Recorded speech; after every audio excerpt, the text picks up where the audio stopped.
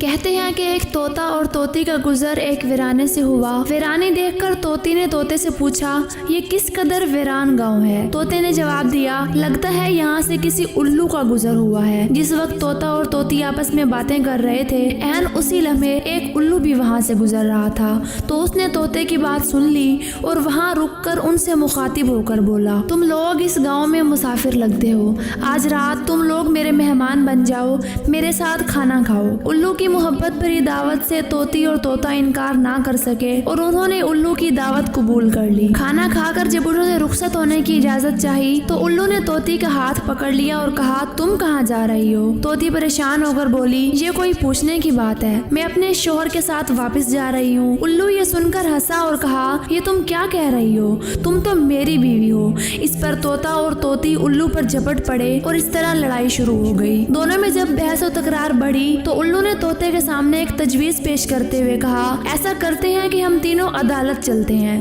اور اپنا مقدمہ قاضی کے سامنے پیش کرتے ہیں، قاضی جو فیصلہ کرے گا وہ ہمیں قبول ہوگا۔ الو کی تجویز سن کر طوطا اور طوطی مان گئے اور تینوں قاضی کی عدالت میں پیش ہوئے۔ قاضی نے دلائل کی روشنی میں الو کے حق میں فیصلہ دے کر عدالت برخاست کر دی۔ طوطا اس بے انصافی پر روتا ہوا چل دیا تو الو نے اسے آواز دی، بھائی اکیلے کہاں جاتے ہو؟